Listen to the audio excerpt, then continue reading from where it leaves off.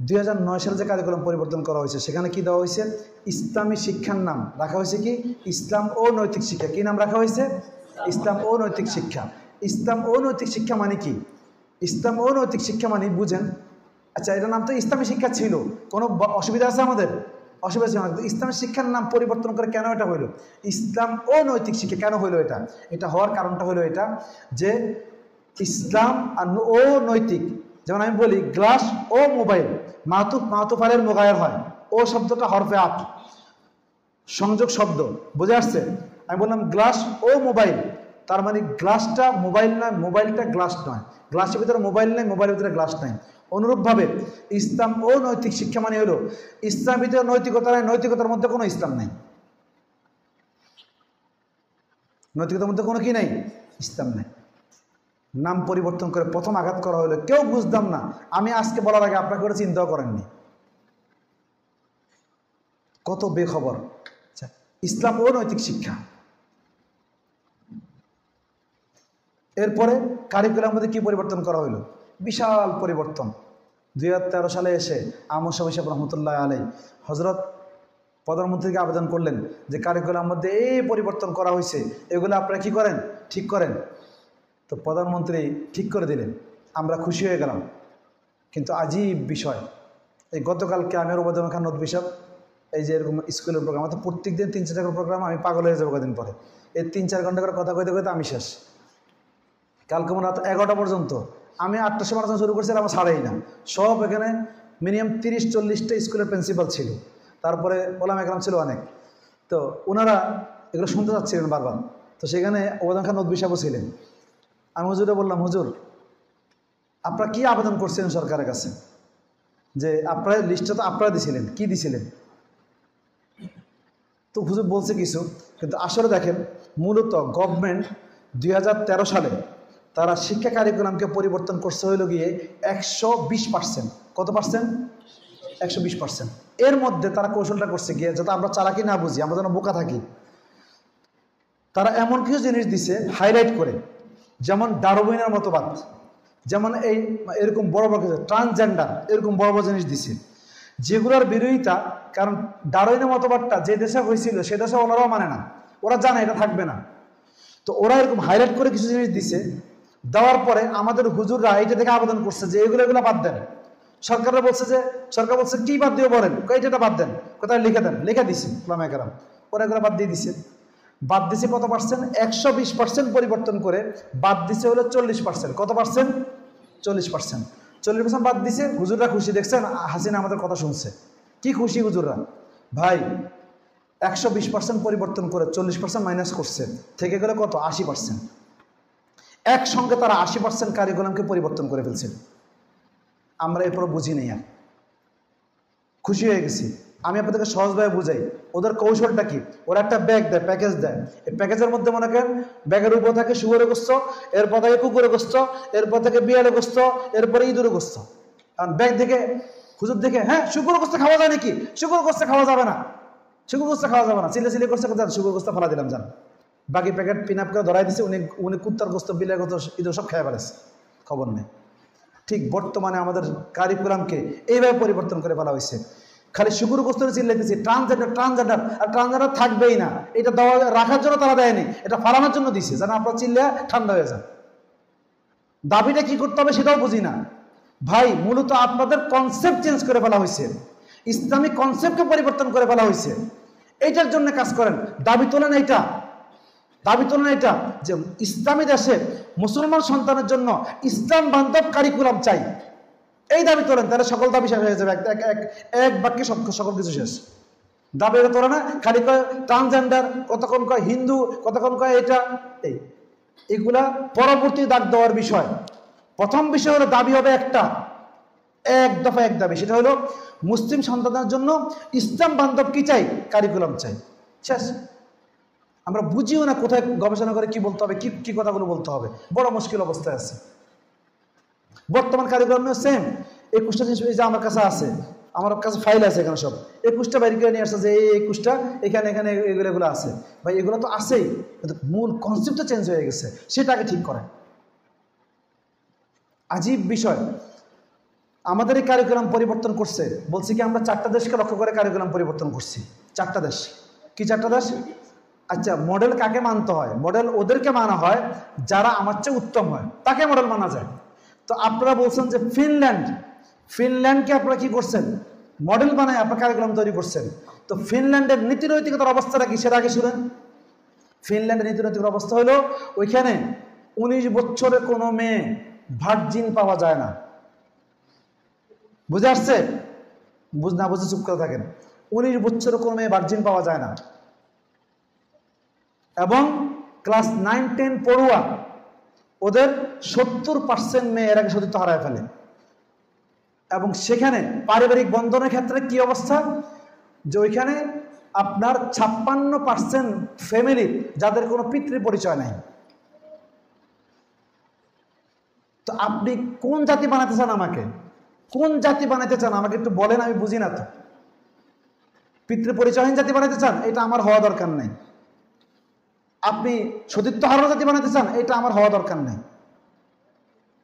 Model বানাইছে কাকে? ইন্ডিয়াকে। বলছে ইন্ডিয়াকে আমরা ফলো করছি। তো ইন্ডিয়া ফলো করলে কোথায় ফলো করছেন? ইন্ডিয়া তো সকল কারিকুলাম বাদ দিয়ে হিন্দুত্ববাদ কারিকুলাম এস্টাবলিশ করছে। তো আমার দেশে আপনি সকল কারিকুলাম বাদ দিয়ে মুসলিমবাদী কারিকুলাম তৈরি করেন, তাহলে তো হইল। এটা করবে না। ইন্ডিয়াকে ফলো করছে, হিন্দু শেখানো হয়েছে, এখানে হিন্দুত্ববাদ শিখাইতে হবে। কারিকুলাম থেকে তারা 4টা দেশকে ফলো করে তারা কারিকুলাম করছে। কারিকুলাম করার ক্ষেত্রে কি করছে আমি খালি 2-1টা পয়েন্ট বলি, আর এরপর আমি এইটা শেষ করে এখানে আসবো। যে 2-1টা পয়েন্ট বলবো, বেশি না। কারিকুলামের মধ্যে তারা শুধু খালি আমার বাংলা বই, একটা আমার বাংলা বই, প্রথম ক্লাসে আমার বাংলা বইটা খোলেন আপনারা দেখেন, সেখানে 28 জায়গায় আছে গান, বাদ্য, তবলা, হারমোনি, ঋষি, জল, তরঙ্গ, 28 জায়গায় আছে একটা বইতে। আর পুরো বইয়ের মধ্যে একটা জায়গাতে আল্লাহ শব্দটা নাই। এখন বলেন, একটা বাচ্চা 28 বার এই জিনিস পড়ছে আর একটা বারও আল্লাহ শব্দটা পড়েনি, তাহলে এই বাচ্চাটা কি মুসলমান থাকবে? আর আরো আজীব কি বিষয় আপনাদেরকে আমি বুঝাই। সাইকোলজিক্যাল কিছু বিষয় ওখানে তারা বইয়ের মধ্যে লেখছে, পানি তারা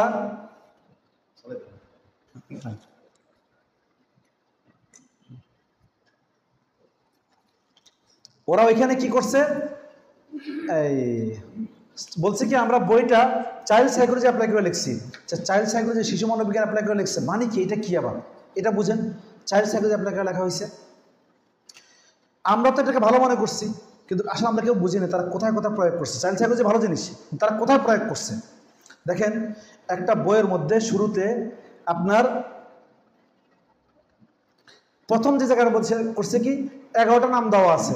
এই 11টা মানে নিজের পরিচয় দাও। এই 11টা নামের মধ্যে 9টা নাম অন্যদের নাম, আর 2টা নাম মুসলমান নাম, বাকি সব নাম অন্যদের নাম। আজীব বিষয়, অন্য নাম কেন দেওয়া হয়েছে? মুসলিম নাম দিলে সমস্যাটা কি ছিল? কেন দেয়নি? একটা জাতিকে তাকে পরিচয়হীন করতে হইলে প্রথমে তার নামের পরিচয়কে মিটায় দাও। আব্দুল্লাহ, আব্দুল করিম থাকলে তো এই নাম কি হবে? বোঝা যাবে না মুসলমান। আর যে নাম সজল হয়, সদয় হয়, সুজন হয়, কালাবাবু হয়, কি বুঝবেন আপনি? এটা কি না, এটা কি জাতি আপনি বুঝতে পারবেন না। নামের আগ্রাসন। তুর্কিতে যেটা করা হয়েছিল, তুর্কিতে নিষিদ্ধ করা হয়েছিল, সেখানে কোনো মুসলিম নাম রাখা যাবে না। আচ্ছা, বাংলাদেশেও কিন্তু এই আইন আসতেছে, জাতীয়তাবাদের নামে বাংলাদেশে আইন আসতেছে। আপনার মনে হচ্ছে হুজুর কবে আসবো? আসতেছে, এটাই হবে, কিচ্ছু করতে পারবেন না আপনারা। কিছু করলে রাষ্ট্রদ্রোহী হবেন।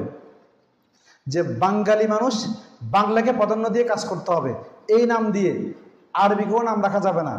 সর্বক্ষেত্রে বাংলা নাম প্রাধান্য নিতে হবে। এই কথা যদি বলা হয় তখন কি হবে জানেন? আবদুল্লাহর নাম হবে, আবদুল্লাহ বাংলা কি জানেন? ভগবান দাস। আর আব্দুর রহমানের বাংলা কি? দয়াল দাস। আপনার নাম দয়াল দাস হবে আর ভগবান দাস হবে। তুর্কিতে আরবি নামগুলোকে পরিবর্তন করে কি নাম রাখা হয়েছে? তুর্কি জাতীয়তাবাদের নাম রাখা হয়েছে। তো এইভাবে করে সবকিছু পরিবর্তন হয়ে যায়। বাংলাদেশে জাতীয়তাবাদকে ইস্টাবলিশ করা, জাতীয়তাবাদ না মানে বাঙালিত্বকে ইস্টাবলিশ করার জন্য চেষ্টা চলতেছে। আমাকে একজন গোয়েন্দা প্রধান উনি বলছেন যে আমরা 2011 থেকে একটা কার্যক্রম পরিচালনা করতেছিলাম, এর মধ্যে 2019 সালে এসে আমরা জরিপ করছি। তো জরিপ করে দেখলাম যে এখানে আমরা চাইছি যে বাঙালি মানুষের ভিতরে যেন বাঙালিত্বটা প্রাধান্য পায়, এটা আমরা ট্রাই করতেছিলাম, এটা হয় কিনা দেখি। তো দেখলাম যে হয়েছে। সেটা কি, আমরা 4টা প্রশ্ন করছি। একটা প্রশ্ন ছিল আপনি কি মুসলমান, নাম্বার 2 আপনি কি বাঙালি, নাম্বার 3 আপনি কি মুসলিম বাঙালি, নাম্বার 4 আপনি কি বাঙালি মুসলিম। এই 4টা প্রশ্ন করছি। এর মধ্যে 57% লোক উত্তর দিছে, 57% লোক উত্তর দিছে কি আমি বাঙালি মুসলিম, আমি বাঙালি মুসলিম। আর 20% লোক উত্তর দিছে আমি বাঙালি, মুসলিম টুসলিম কিছু উত্তর দেয় নাই, আমি বাঙালি। এই 20% বুঝেন, আমি যে 15% বলছিলাম মনে আছে আপনাদের একটু আগে, এই 15%-এর 5% বাদ দেন, হিন্দু বিন্দু ইত্যাদি, আর বাকি সব কিন্তু এগুলা। বুঝে আসছে? বুঝেন যারা 20%-এর উত্তর দিছে। আচ্ছা একটু বুঝেন তো আসল উত্তর হবে কি এখানে, আমি মুসলিম বাংলাদেশি, মুসলিম বাঙালি না কিন্তু, আমি মুসলিম কি, উত্তরটা আপনারা জানাও না কি উত্তর দিতে হবে। আমরা মুসলিম বাংলাদেশি, মুসলিম বাঙালি না। বাঙালি বললে ইন্ডিয়াটার সাথে সম্পৃক্ত হয়, আমরা বাঙালি না, আমরা বাংলাদেশি। কারণ আমরা স্বাধীন দেশের কি, ইন্ডিয়াতে বাঙ্গাল বলা হয় পশ্চিম পশ্চিম কি পশ্চিম প্রদেশকে, কি এটার নাম কি, পশ্চিমবঙ্গকে বলা বাঙ্গাল। আমরা বাঙালি না, আমরা হলাম বাংলাদেশি। আচ্ছা এটা পার্থক্য আছে, কেন বাঙালি বাংলাদেশি না বললে আপনার সমস্যা আছে, এখানে একটা আইনি জটিলতা আছে। আচ্ছা বুঝেন, তাহলে আমাদেরকে বুঝতে হবে যে কি হচ্ছে, যদি কোনো মানুষ এখন মনে করেন যে লোকটার কাছে বাঙালিত্ব আগে মুসলমানিত্ব পরে, যদি একই দিন কি হয় পয়লা বৈশাখ হয় আর একই দিন কি হয় ঈদ হয়, তাহলে এর একটা কোনটাকে আগে প্রাধান্য দিবে বলেন, পয়লা বৈশাখকে। যার কারণে আমাদের স্কুলের প্রত্যেকটা বইয়ের মধ্যে এখন দেওয়া আছে আমাদের জাতীয় উৎসব কি, জাতীয় উৎসব হলো পয়লা বৈশাখ। জাতীয় উৎসব কি, পয়লা বৈশাখ। এরপর জাতীয় উৎসব আরও আছে, এরপরে ঈদ, এরপরে আচ্ছা ঈদকে দিছে মুসলমানদের উৎসব, আর হিন্দুদের দুর্গাকে সর্বজনীন উৎসব। বুঝতে পারছেন শব্দগুলো, বুঝেন আপনারা? হিন্দুদের পূজা কি সর্বজনীন উৎসব, সর্বজনীন মানে কি সবার জন্য, আর মুসলমানদেরটা কার জন্য খালি, হ্যাঁ। আর পয়লা বৈশাখ জাতীয় উৎসব, এটা কি জাতীয় উৎসব, এবং উৎসবের মধ্যে সবার আগে পয়লা বৈশাখকে আনা হয়েছে। বুঝেন, এই ন্যাশনাল কারিকুলাম এগুলো চলতেছে। এরপর দেখেন তারা চাইল্ড সাইকোলজি অ্যাপ্লাই করে একটা বাচ্চার দিল দিমাগকে নষ্ট করে দিছে। আমি একটা দিয়ে খালি বুঝাই, যেমন দ্বিতীয় বিষয় তারা আনছে গান, এই গান দিয়ে প্রথম আনছে গান, এরপর আনছে তবলা হারমোনি, এগুলো ছবি দেওয়া আছে। গান আর ছবি এই দুইটা দিছে কেন, মানুষ অডিটরির মাধ্যমে বোঝে, মানে কেউ শুনে শুনে শিখে, কেউ দেখে দেখে শিখে। তো বাচ্চারা যারা দেখে দেখে শিখে, শুনে শুনে শিখে, তো যে গান শুনলো সে গান শুনে গান শিখে ফেললো। আবার সঙ্গে সঙ্গে পিকচার দিয়ে বোঝানো হলো, যেখানে পিকচার দেওয়া হয়েছে, কি দেওয়া হয়েছে, ভিজুয়াল, মানে যারা দেখে দেখে শিখে। তো যখন মানুষ দেখে দেখে শিখে তখন তার এটা ব্রেনের মধ্যে ঢুকে যায়। এরপরে আর একটা কৌশল তারা করছে এখানে, যে মানুষের সাবকনসিয়াস মাইন্ড আছে একটা, যেটাকে আমরা অবচেতন মন বলি। এই অবচেতন মন হয় না 90-95% কাজ মানুষ অবচেতন মনে করে। এই অবচেতন মনটা খুলে থাকে হলো কখন জানেন, অবচেতন মন মানে কি, চোখের পাতা ফেলতেছি এটা অবচেতন মনে ফেলাই, আমাকে কেউ ঢিল মারলে হাত সামনে চলে আসে এটা অবচেতন মনে ফেলাই, আমি নিঃশ্বাস নিতেছি এটা অবচেতন মনে নেই, আমি কি বলেন নাম এই কথা বলতেছি তো আমার হাত সামনে আসতেছে এটা অবচেতন মনে হয়। মানুষের 95% কাজ অবচেতন মনে হয়, এটা ইচ্ছাকৃত হয় না, মেমোরিতে সেট করা থাকে এটা। তো তো এই অবচেতন মনটা খুলে যায় কখন, 4টা সময় আছে। এর মধ্যে একটা সময় হলো খাবার খাওয়ার সময়, আর একটা সময় হলো ঘুমের সময়, আর একটা সময় হলো সুখের সময়, আর একটা সময় হলো দুঃখের সময়। আচ্ছা, তো এই খাবার খাওয়ার সময় দেখবেন তারা এখানে গান লিখে রাখছে কি বইয়ের মধ্যে, ভাত খাই গীত গাই, ভাত খাই গীত গাই, ঘুম পাড়ানির গীত। এইটা বলে তারা কি করছে, যখন একটা বাচ্চা ভাত খায় তো খাবার সে খাচ্ছে, খাবার তার পেটে যাচ্ছে, আর মা তার সঙ্গে গান গাওয়ার কারণে ওই গানটা তার অবচেতন মনটা খোলা থাকার কারণে অবচেতন মানুষের ঢুকে যাচ্ছে, ঢুকে এটা মেমোরিতে সেট হয়ে যাচ্ছে। এরপরে ঘুম পাড়ানোর সময় তখন তার এটা অবচেতন মন খোলা থাকে, খোলা থাকার কারণে তখন মা তার কানের পাশে বসে বসে যখন গান গায়, গীত গায়, ঘুম পাড়ানির গীত, এই গীত গাইতেছে, তো বাচ্চা ঘুম আসতেছে আর অটো তার ব্রেনের মধ্যে ওই গীতগুলো ঢুকে বসে যাচ্ছে। বসার কারণে কি হয়, যেরকম আমার হাত নাড়া অভ্যাসে রূপান্তর হয়ে গেছে, আমার চোখ নাড়া অভ্যাসে রূপান্তর হয়ে গেছে, অনুরূপভাবে এই ব্যক্তিটা তার অভ্যাসে রূপান্তর হয়ে যাবে গান গাওয়া। বাথরুমে গেলেও গান গাইবো, রিক্সা চালাতে থাকলেও গান গাইবো। দেখুন কিছু রিক্সাওয়ালা আছে, ও গান গায়, ওর গলা সুরও নাই, তবু গান গাইতেছে। ওরা কেউ বলে না গান গাইতে, সে কেন গায়? তার ওইখানে সেট করা হয়ে গেছে এটা, তাই সে গায়। এখন এই বাচ্চাকে যদি আপনারা, এই যারা এই বাচ্চাগুলো আছে, এদেরকে যদি আপনারা কি করেন, এই যে বাচ্চাগুলো আছে এদেরকে যদি সারা বছর ওয়াজ করেন যে তুমি গান ছাড়ো, গান ছাড়ো, মুসলিম মেহরাব মিম্বার ভেঙে ফেলতেছেন আপনি, কিচ্ছু যায় আসে না, ওর জীবন থেকে কখনো গান বের হবে না, কারণ তার মেমোরিতে সেট হয়ে গেছে।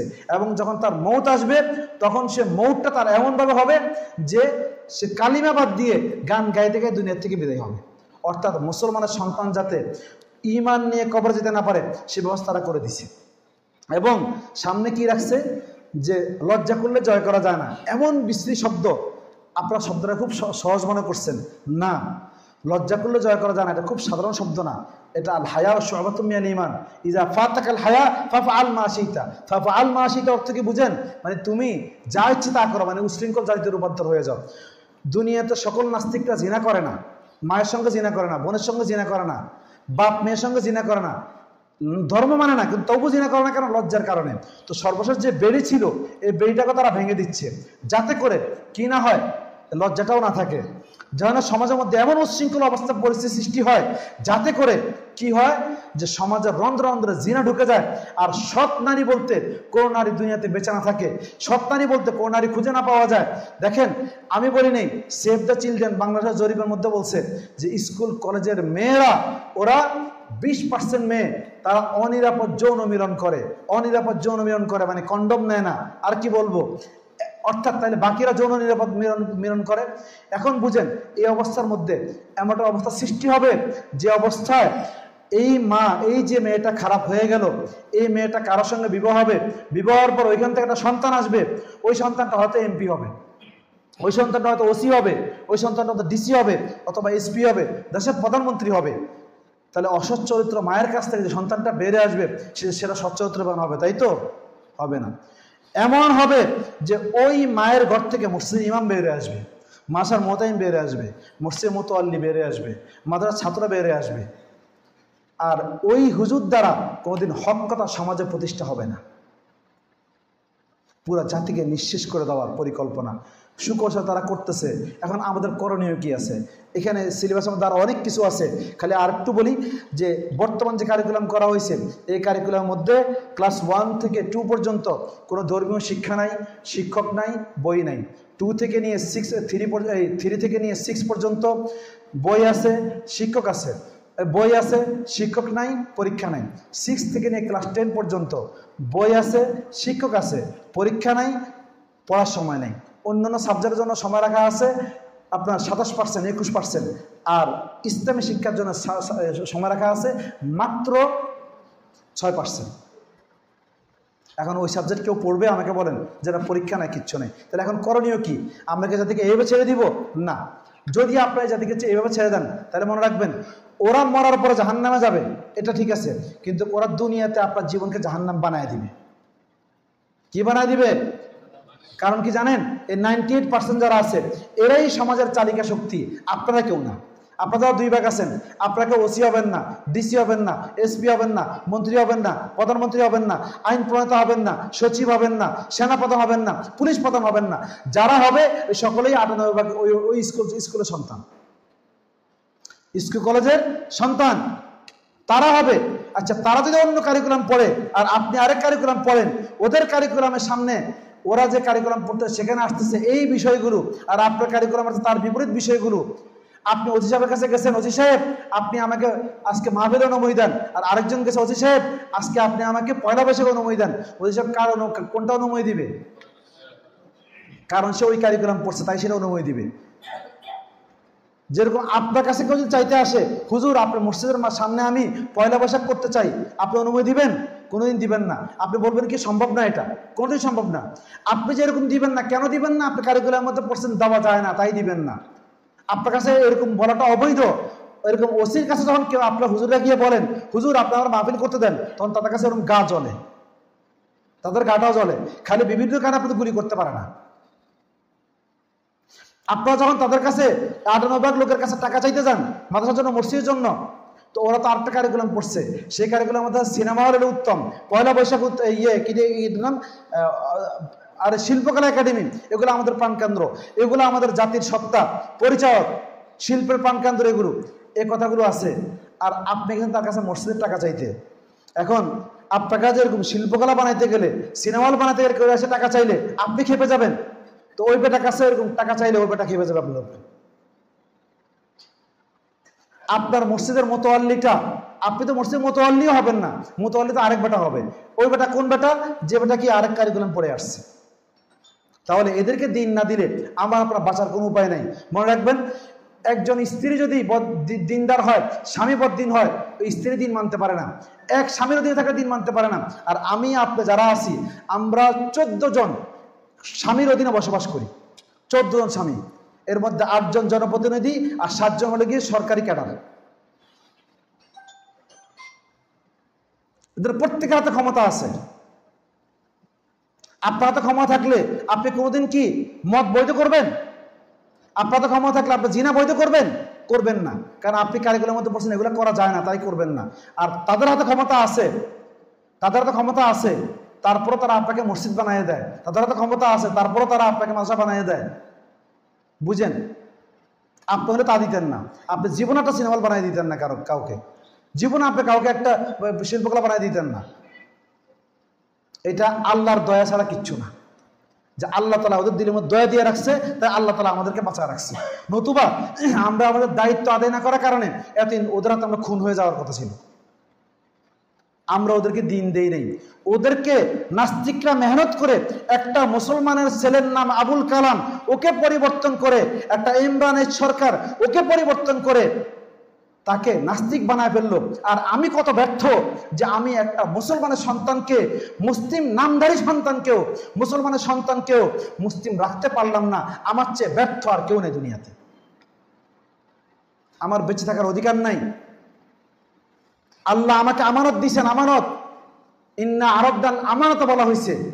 আল্লাহ কোরআন বলেননি ডাইরেক্ট, আমানত কেন বলছেন? এই জন্য বলছেন যে আমাদেরকে আমানত দিছেন। আমানত হলে 4টা বস্তু লাগে, আমানত দাতা লাগে, আমানত গ্রহীতা লাগে, আমানতের বস্তু লাগে, আর আমানতের রক্ষক লাগে। এখন রক্ষককে আপনারা, আমানতের বস্তু কি? কোরআন মাজিদ, ইলমে নববী। আমানত দাতাকে আল্লাহ তাআলা, আর আমানত গ্রহীতা কারা? ওই যে সাধারণ পাবলিক গুলো। আল্লাহ সবাইকে কোরআন দেয় নাই, আল্লাহ মাত্র 2 ভাগকে কোরআন দিছে, বাকিদেরকে দেয় নাই। এদের আমানত আপনার কাছে রয়ে গেছে। যেরকম কেউ কারো কাছে টাকা পাইলে যদি সে আদায় না করে, ওকে খুঁজে মানুষ তাকে আদায় করে দিয়ে আসতে হয়, মারা গেল খুঁজে দিয়ে আসতে হয়। আপনার দায়িত্ব হলো 98% লোককে খুঁজে, ওরা ভুলে গেছে কোরআন শিখা দরকার, ওরা ভুলে গেছে দিন শিখা দরকার, ওদের আমানত আল্লাহ আপনার কাছে রাখছে, ওদেরকে খুঁজে দিয়ে আসেন। এটা আপনার জিম্মাদারি। নতুবা যেরকম টাকা পাইলে টাকা না দিলে কলার চেপে ধরে, অনুরূপভাবে এই দিনই দায়িত্ব আদায় করে না দিয়ে আসলে আপনার কলার চেপে ওই মানুষগুলো ধরবে। এটার জন্য ধরবে, আমার আদায় করা হয় না তাই। যদিও এটা ব্যাখ্যা আপনি অন্যভাবে করেন, কিন্তু মূল অর্থ হলো এইটা, আমানত আদায় করিনি আমরা, আদায় করা দরকার। আমাদের আকাবেররা করে গেছেন, ওলামায়ে কেরামরা করে গেছেন, জীবন দিয়ে গেছেন। কারি বেলা সাহেব পাড়া মহল্লায় ঘুরে ঘুরে, কোনোদিন আমি ওনার মুখ থেকে শুনছি, উনি বলছেন, হেফজুর রহমান সাহেবের মুখ থেকে শুনছি, উনি বলছেন যে আমি স্কুল ক্লাস 5-এ পড়ি, তো এক পাগড়িওয়ালা আসছে, আসে স্যারা বলছে, স্যার আপনি আমার 5টা মিনিট সময় দিবেন, আমি পোলাপানগুলো একটু কালিমা পড়াবো। কয় বুড়া লোকটা ঢুকছে, ঢুকা বলতেছে, বাবা একটু বলো, কালিমা বলো, লা ইলাহা ইল্লাল্লাহ বলো। ওই সবাই লা ইলাহা বললাম, মুহাম্মদুর রাসূলুল্লাহ বলো, বললাম। অর্থটা শুনবে একটু, তো শোনো, অর্থটা শিখাইলো আমাদেরকে। হুজুর বলছেন, আমি ক্লাস 5-এ যখন পড়ি, তখন এই বুড়া লোকটা গিয়ে আমাদেরকে কালিমা শিখাইছে। এরপরে হাঁটাতে যখন দাঁড়াইতে আসছি আমি, তো হাঁটাদাড়িতে দেখি আরেকটা বুড়া আসছে, ওই বুড়া এসে একই কথা বলতেছে। ওই বুড়াটা অন্য কোনো বুড়া ছিল না, ওটা কারি বেলায়েতি ছিল।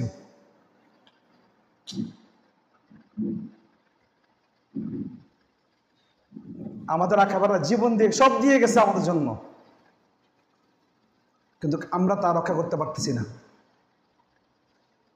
মাদানী জেল থেকে বের আসার পরে, আসির মালটা উনি বের হয়ে আসার পরে ওনাকে কি বলে এটার নাম, কদিম মসজিদে ওনাকে অভ্যর্থনা দেওয়া হলো। উনি অভ্যর্থনা নেন নেই, বলছে আমি কদিম মসজিদে আসলাম দেওবন্দের 2টা কথা বলার জন্যে। আমি পুরা জেলখানা বসে রিয়েলাইজ করছি যে আমার জাতিকে রক্ষা করতে পারবো কীভাবে রিয়ালাইজের পরে আমার কাছে বাইরে আসলো দুইটা নীতি, দুইটা জিনিস। একটা হলো আমাদের সকল মুসলমানকে এখন তাওহীদ এবং রিসালাত এই দুই বাক্যের উপরে ইত্তেফাক হইতে হবে, ঐক্যের মধ্যে নিয়ে আসতে হবে। আর কোনো মাসলাক মাযহাবের মধ্যে থাকা যাবে না, এটার মধ্যে নিয়ে আসতে হবে। নাম্বার 2, আমাদের করতে হবে সাধারণ মানুষের প্রতিটা ঘরে ঘরে গিয়ে কোরআন শিক্ষা দিয়ে আসতে হবে, নতুবা আমার জাতিকে রক্ষা করা যাবে না, যেটাকে বলা হয় মক্তব শিক্ষা।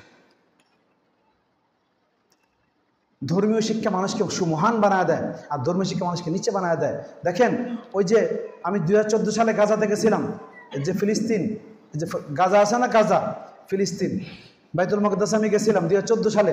তো সেখানে রমজান আগে তখন ওই যে লড়াই চলতেছিল, তখনও গাজার সঙ্গে লড়াই চলতেছিল। তো এই লড়াইয়ের পরে দিয়ে আমরা গেছি। তো গাজাতে আমরা মানে 1-2 দিন, দেড় দিনের মতো ছিলাম গাজাতে। গাজার অবস্থা আর পূর্ব তীরের পশ্চিম তীরের অবস্থা আকাশ জমিন পার্থক্য। পশ্চিম তীর আর গাজার মধ্যে পার্থক্য হলো, দূরত্ব হলো 55 কিলোমিটার, ইসরায়েলের ভিতর দিয়ে যেতে হয়। এই গাজাতে প্রত্যেকটা মুসলমানের সন্তান জন্ম হয় বাইতুল মুকদ্দাসকে বিজয় করার জন্য। প্রত্যেকটা মা সন্তান জন্ম দেয় বাইতুল মুকদ্দাসকে বিজয় করার জন্য। কারণ কি? এদের ভিতরে এই স্প্রিয়া কেন জানেন? এদের মুখে দাঁড়িয়ে নেই, বুকে দাঁড়িয়ে আছে, বুকে দাঁড়িয়ে আছে। আমাদের মুখে দাঁড়িয়ে আছে, বুকে দাঁড়িয়ে নেই। মুখের দাড়ি ফ্যাশন হিসাবে রাখছি, বুকে দাঁড়িয়ে নেই আমাদের, ওদের বুকে দাঁড়িয়ে আছে। প্রত্যেকটা মানুষের ভিতরে ইমান এত মজবুত, কসম খোদার আমি দেখিনি কোথায় এত ইমানটা মজবুত। 40 বছর তাবলীগ করছে, ওর ইমানের কোনো ওর 1 সেকেন্ডের ইমান সামনে টিকবেই না সে। কারণ ওইখানকার বাচ্চাদের নিয়ম হলো তারা ক্লাস 1 থেকে নিয়ে একবারে SSC পর্যন্ত প্রত্যেকে এলমেদিন শিখতে হয়, জরুরি। এলমেদিন মানুষকে চোখ খুলে দেয়, ইমানওয়ালা বানায় দেয়, ইমানওয়ালা বানায় দেয়। এই জন্য এই জাতীয় অবস্থা, এদেরকে হারাতে পারতেছে না, ছোট্ট একটা জায়গা তাও হারাতে পারতেছে না। আর পশ্চিম তীরের অবস্থা কি? সেখানে আমি গেছি যে খতিব সাহেবের কথা বলতেছি। আর বাংলাদেশে খতিব আসে, এই খতিব না, এই খতিব হলো পেশ ইমাম, উনি খতিব না, উনি পেশ ইমাম। 4 জন ইমাম আছে এখানে, তো পেশ ইমাম উনি। তো এই মাঝে মধ্যে খুতবা দেন, সেটা এই হিসাবে খতিব হইতে পারে, কিন্তু উনি নিয়োগকৃত কি না? কারণ নিয়োগকৃত খতিবের জন্য কন্ডিশন হলো দাঁড়িয়ে আর পাখি রাখতে পারবে না। বাইতুল মুকদ্দাসে খতিবার জন্য কন্ডিশন হলো দাঁড়িয়ে আর পাখি রাখতে পারবে না। আর এই বছর দাঁড়িয়ে পাখি পরে ঘুরে সারাদিন, উনি পেশ ইমাম। আচ্ছা, বাংলায় যিনি আসেন ইনি না, কিন্তু আরেকজন খতিব আছে যিনি প্রধান খতিব, খতিবদের লিডার। যেমন মক্কার খতিবের মধ্যে প্রধান হলো সুদাইস, এখানে ওই বেটা। ওনার ঘরে গেছি, তো ওনার চেহারা দেখে মনে হয়েছে আমার কাছে যে বাংলাদেশে একজন সাধারণ মুসলমানের চেহারা হচ্ছে উত্তম আছে।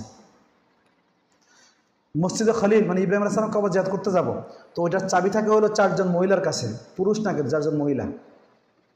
একজন হলো ফিলিস্তিনি, একজন জর্ডানি, আরেকজন হলো আপনার খ্রিস্টান, আর আরেকজন হলো ইহুদি।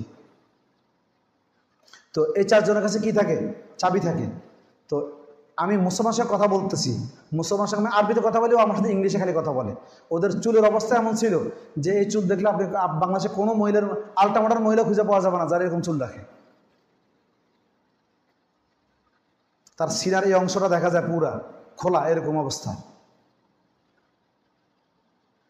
এটা হলো মুসলমান অবস্থা। এবং এদের ভিতরে বাইতুল মুকদ্দাস যে এখানে আছে, বাইতুল মুকদ্দাসের পাশে বসে থাকার পরেও তেমন কোনো অনুভূতি নেই। কিছু অনুভূতি আছে, কিন্তু তেমন কোনো অনুভূতি নেই।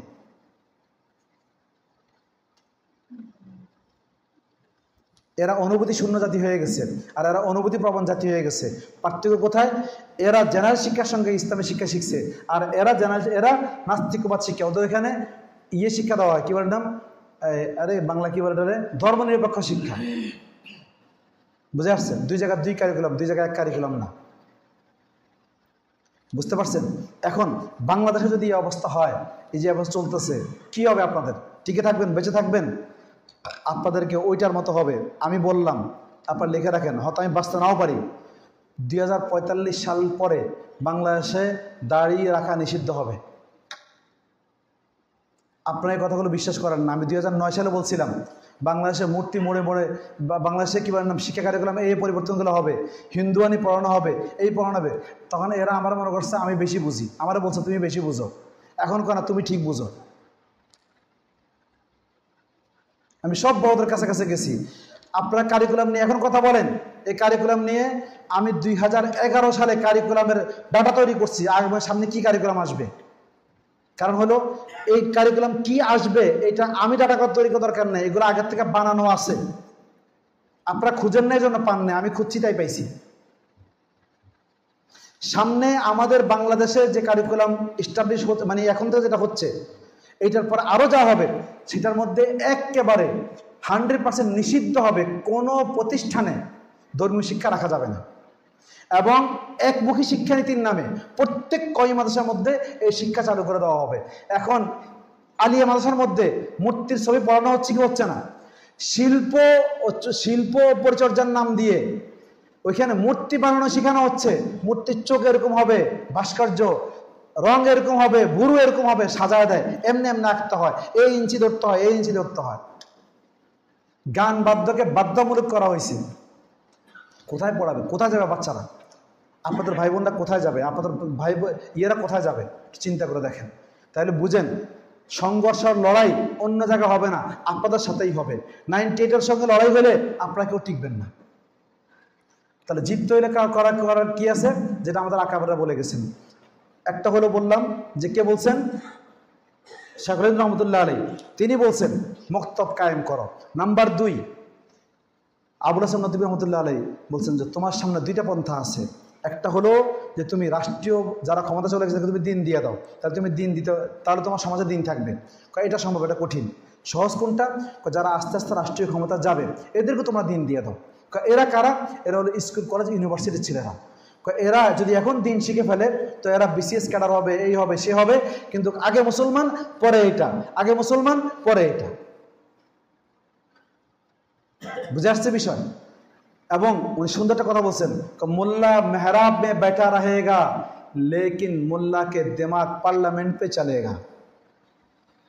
যদি আপনি এই লোকগুলাকে দিনদার বানাইতে পারেন তাহলে আপনি মসজিদে বসে থাকবেন, কিন্তু আপনার দেমাগে ওই পার্লামেন্টে মদের পক্ষে কেউ কথা বললে আপনার সৈনিক দাঁড়া যাবে, মদ এখানে বৈধ করা যাবে না। সে কেন দাঁড়াবে? এটা আপনার কথা সে বলবে, আপনার কথা সে বলবে। কেন বলবে? যে তাকে আপনি তার দিল দেমাগ তৈরি করে দিয়েছেন এখানে। বুঝে আসছে বিষয়? মোল্লা মেহরাব में बैठा रहेगा, दिमाग कहाँ चलेगा? पार्लियामेंट में चलेगा।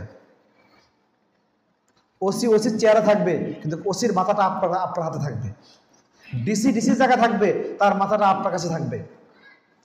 এসপির জায়গা থাকবে, তার মাথাটা আপনার কাছে থাকবে। বুঝে আসছে বিষয়?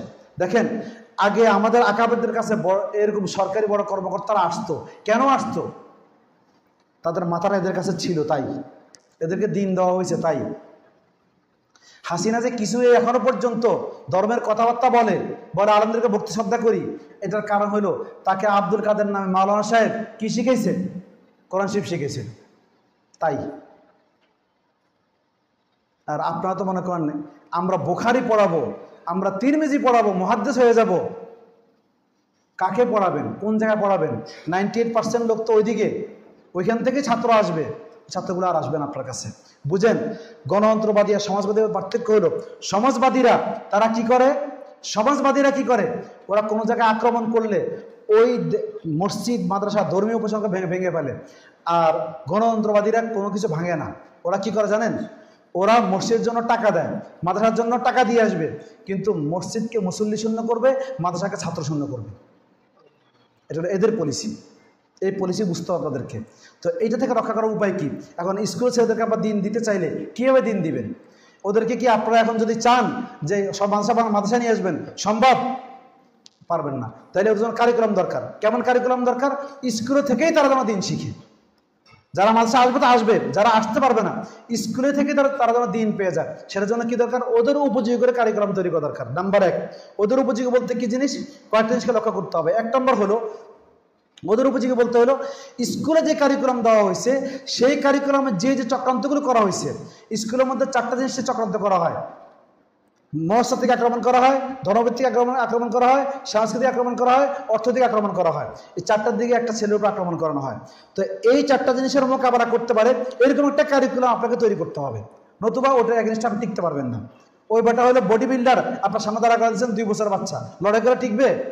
আমাদের ধর্মীয় শিক্ষা কাজ হচ্ছে না কেন বর্তমানে? ওরা শিখাচ্ছে ডাইরেক্ট নাস্তিকবাদ, আপনার নুরনি কাজটা পড়া ছেড়ে দিতেছেন, তা ভালো করে পড়ানো না। বুকদাদি কায়দা পড়া ছেড়ে দিতেছেন। আর ওর উপর আক্রমণ হচ্ছে 4 দিক থেকে। ও অপারেশন করতে হবে 4টা, আপনি করছেন 1টা, বাকি 3টা কারো তো শেষ। দেন ওদেরকে বাঁচানোর জন্য ওদের উপযোগী কার্যক্রম তৈরি করতে হবে। বুঝে আসছে বিষয়? এই জন্য আলহামদুলিল্লাহ পুরো দুনিয়াতে ওদের জন্য গবেষণা করে একটা কারিকুলাম তৈরি হয়েছে, নাম হলো দিনিয়াত।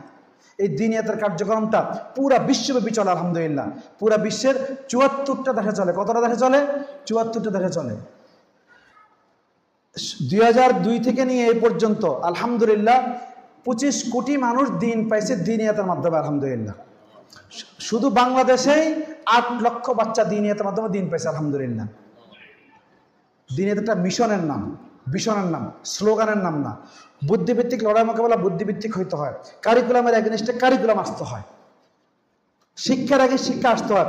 মুসলিম জাতিকে যেহেতু তৈরি করা হয়েছে কারিকুলাম ভিত্তিক, তারা ধ্বংস করার জন্য কারিকুলাম দিয়ে কি করার চেষ্টা করছে? ধ্বংস করার চেষ্টা করছে। এখন মুসলিম জাতিকে রক্ষা করতে হইলে আবার কি করতে হবে? কারিকুলাম ভিত্তিকই কাজ করতে হবে। এর বিকল্প করার কোনো উপায় নেই। বুঝে আসছে বিষয়? মুসলিম জাতিকে যে তারা ধ্বংস করতেছে, ঘোষণা দিয়েছে আমরা ধ্বংস করতেছি, দেয় নেই। ওরা নীরবে কাজ করে যায়। আর আমরা আমপারা একটা সবক দিলে 300 জন লোকটাকে আনি, আজকে আমপারা সবক হবে। আর ওরা পুরো দেশকে নাস্তিক বানায় ফেলতেছে। ওরা কারো ডাকে না, নিরিবিলি কাজ করে যায়। ওরা মিশন চালায়, মিশন। আর আমরা হাঙ্গামা চালাই। মিশনের মোকাবেলা হাঙ্গামা হইলে হয় না, মিশনের মোকাবেলা মিশন হইতে হয়। আর একটা বুদ্ধিভিত্তিক লড়াই মোকাবেলা বুদ্ধিভিত্তিক হইতে হয়, নতুবা টিকা যায় না। আমাদের আকাবাররা করে গেছেন, বলে গেছেন আমাদেরকে, আমরা ওইটাই করতে হবে। দারুল দেওয়ান আমাদেরকে নির্দেশনা দিচ্ছেন। দারুল দেওয়ান স্পষ্ট ভাষায় এই যে এখানে লিখে দিচ্ছে, এখানে বলে দিচ্ছে যে প্রত্যেক মাদ্রাসাওয়ালাদেরকে যেসব অত্যন্ত সুবিধা বঞ্চিত এলাকায় দ্বীনি শিক্ষা প্রতিষ্ঠান নেই, সেখানকার জনগণের অজ্ঞতাকে পুঁজি করে বিভিন্ন ভ্রান্ত দল প্রতিষ্ঠান যেমন কাদিয়ানি, খ্রিস্টবাদ ইত্যাদি খুব জোরে সোরে তাদের ভ্রান্ত মতবাদ প্রচার চালাচ্ছে, মুসলমানদেরকে ভ্রান্তির ফাঁদে ফেলার চেষ্টা করছে। এই জন্য মাদ্রাসাগুলোর সম্মানিত দায়িত্বশীলগণ নিজ মাদ্রাসা শাখা হিসেবে মক্তব প্রতিষ্ঠা করে সেখানে দ্বীনের মৌলিক দ্বীন শিক্ষাদানের ব্যবস্থা করবেন ও দারুল দেওবন্দের মজলিসুরের প্রস্তাবকে নিজের কর্মপন্থা হিসেবে গ্রহণ করবেন এবং মাদ্রাসার বার্ষিক বাজেটের 10% মক্তব প্রতিষ্ঠা পরিচালনা ব্যয় করবেন। এটা দারুল দেওবন্দের মিশন।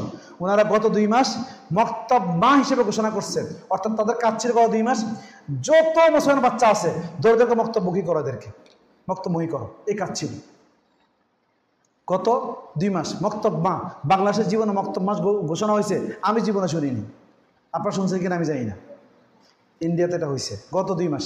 আচ্ছা, এরপর আসেন এই যে এই 2-3 দিন আগে আমাদের কাসেম এই আবুল কাসেম নোমানী সাহেব দাওয়াত বরকাতুম দাওয়াতুল মোতাইম উনি বিশাল এক বক্তব্য দিয়েছেন। বলছে যে দিনিয়াত ने हमें 100 साल की फितना से बचा लिया, दिनियात ने हमारे बच्चों को 100 साल की फितना से बचा लिया। ভিডিও সহ আমার কাছে আছে, এখানে তো সময় নেই, আমি শোনাইতাম। উনি সুন্দর করে বলছেন কিভাবে কিভাবে করছে। আচ্ছা বুঝেন, আমাদেরকে কাজ করতে হবে। এখন কাজের ইয়ে কি? এই যে দিনিয়াত নামক যে কার্যক্রমটা, এটা হলো যদি আমরা ওই যে বলছিলাম একটু আগে যে মক্তব ভিত্তিক কাজ করতে হবে। এখন মক্তবে আপনি যদি এমনি কিছু পড়ায় দেন তাহলে কি বাচ্চারা টিকবে? বলেন, টিকবে? নাস্তিকবাদের মোকাবেলা টিকবে? টিকবে না। তো দিনিয়াত ওদের জন্য খুব গবেষণা করে কারিকুলাম তৈরি করছে, যে কারিকুলামটা ওদের শক্তি ওদের মতো করে উপযোগী করে তৈরি করা হয়েছে। দেখেন আমি খালি একটু দেখাই দিনিয়াত মোট কয়টা ইয়ে। এখানে দিনিয়াতের মোট হলো 13টা ইয়া আছে, কি বলেন, কোর্স আছে। 1 নম্বর কোর্স হলো মাকতাব কোর্স, স্কুল মাকতাব কোর্স। নাম্বার 2 হলো primary course. Number 3 secondary course. Number 4 higher secondary course. Number 5 হলো ডিপ্লোমা কোর্স। নাম্বার 6 হলো বয়স্ক মহিলা পুরুষ কোর্স। নাম্বার 7 হলো আলিম কোর্স। নাম্বার 8 হলো আপনার আফটার স্কুল তাহফিজুল কোরআন, তাহফিজ স্কুলের বাচ্চারা হাফেজ হওয়ার কোর্স এটা। এরপরে ভেকেশন কোর্স। এরপরে হলো কি আপনার রমাদান কোর্স। এরপরে বদিন, অন্ধ এদের জন্য, বিশেষ নাগরিকদের জন্য কোর্স। এই এতগুলো কোর্স দিনিয়াত রাখছে। আর এই কোর্সে কি পড়ানো হয়? মোট এই 5টা বিষয় পড়ানো হয়। 5টা বিষয়: কোরআন, হাদিস, আকায়েদ মাসাইল, ইসলামী শিষ্টাচার, আরবি ভাষা। আচ্ছা আমি আপনাদেরকে বুঝাই। একটু আগে বলছিলাম ওরা যেরকম ভাবে সিলেবাসকে কি করছে, সিলেবাস ভিত্তিক প্রাইমারি মাধ্যমে শিশুদেরকে অন্তর্ভুক্ত করছে, সেকেন্ডারি মাধ্যমে বলছিলাম, মনে আছে কথাটা? 3 স্টেপ সিলেবাস। দিনিয়াতের জন্য 3 স্টেপ সিলেবাস করছে। যাতে ওরা যতগুলো চক্রান্ত করছে প্রত্যেকটা মোকাবেলা কীভাবে করা যায়। Primary course, secondary course, higher secondary course, দিনিয়াতের কোর্স। একটা ছেলে মনে করেন মাস্টার্স পর্যন্ত পড়তেছে, সে চাচ্ছে মাস্টার্স পর্যন্ত আমি পড়বো, আর এই মাস্টার্স পর্যন্ত আমি দিন শিখবো। তার জন্য দিনিয়াত মাস্টার্স পর্যন্ত কোর্স তৈরি করে দিয়ে দিছি, মাস্টার্স পর্যন্ত কোনো অসুবিধা নেই, যাতে করে সে কি করতে না পারে, কেমন আপনার কাছে আল্লাহর কাছে বলতে না পারে আল্লাহ আমি দিন শিখতে পারিনি, সময় হবে। শুধুমাত্র 1 ঘন্টা সময় দিতে হবে। কয় ঘন্টা? মাত্র 1 ঘন্টা, তার 2 ঘন্টার দরকার নেই। 1 ঘন্টা সময় দিলে সে কি করতে পারবে, একবারে মাস্টার্স পর্যন্ত সে দৈনিক পড়তে পারবে। এখন স্কুল মাকতাব কোর্স, যদি কোনো বাচ্চা, এই যে মাকতাব কোর্সটা আছে এটা, এই মাকতাব কোর্সটা মাত্র 2 বছর, আপনাদের সবাই মক্তবগুলো চালান, এই মক্তবগুলো যদি এটা প্রথম বর্ষ আর দ্বিতীয় বর্ষ আছে, 20 মাস যদি পড়ানো হয়, কয় মাস? 20 মাস, 20 মাস, 24 মাস না, 20 মাস। 20 মাস পড়াইলে একটা বাচ্চার এতটুকু যোগ্যতা হবে যে কোনো জায়গায় গিয়ে জুমার খুতবা দিয়ে জুমার নামাজ পড়াইতে পারবে ইনশাআল্লাহ, ঈদের নামাজ পড়াইতে পারবে, জানাজার নামাজ পড়াইতে পারবে। বুদ্ধিভিত্তিক লড়াই না হলে কোনো কাজ হয় না। আমি আপনাদের খালি সিলেবাসের একটু খালি গবেষণা বুঝাই, কত গবেষণা করছে পুরা বিশ্বের মধ্যে। এই কাজটা এত একটা বিরক্তের মধ্যে আছি, মাইক টেক আমি লই না কোনো জায়গায়, মাইক বিরক্ত লাগে আমার কাছে, আমার গলাই ভালো। আল্লাহরা বলছি আমার মরার আগ পর্যন্ত গলা আর ব্রেন দুইটা বন্ধ করতে পারবো না, মরে গেলে তখন বন্ধ করো, এরা কোনো বন্ধ করতে পারবো না। আল্লাহ আমার ব্রেন যেন পুরো ঠিক থাকে, আল্লাহরা বলছি যে এটা তো বন্ধ না হয় কোনো সময়, আর আল্লাহ যেন কণ্ঠ ঠিক রাখে, যেন কথা বলতে পারি। ধরেন 9-10 ঘন্টা কথা বলি আলহামদুলিল্লাহ, আমার তো বক্তারা তো 1.5 ঘন্টা ওয়াজ করে চলে যায়, আর এই 9-10 ঘন্টা তো আমার ব্রেন থেকে কথাগুলো বলতে হয়, প্রত্যেকটা গবেষণার জিনিস সূরা মুখস্থ করে এসে বলে নিতে আপনাদেরকে, বুঝেন।